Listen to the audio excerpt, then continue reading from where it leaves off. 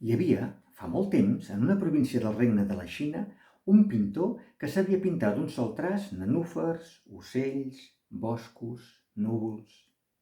El seu geni era tan gran que el seu nom s'havia estès per arreu, travessant fronteres.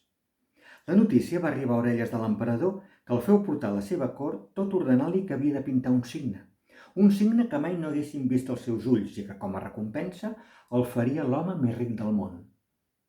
El pintor li digué que trigaria uns 10 anys a realitzar-lo si és que havia de ser el signe més vell del món. Passaren els 10 anys i l'emperador es presentà en la modesta casa del pintor.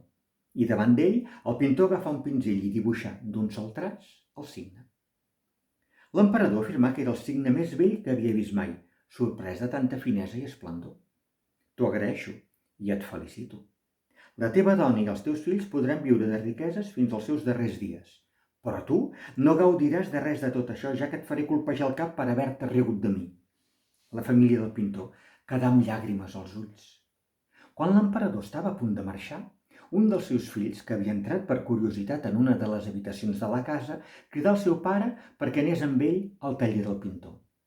Per tot arreu hi havia milers de fulls de paper amb signes dibuixats. El pintor havia estat 10 anys treballant per poder dibuixar d'un sol traç davant dels ulls de l'emperador una obra digna d'ell. I vet aquí un gat i vet aquí un gos, aquest conte ja s'ha fos.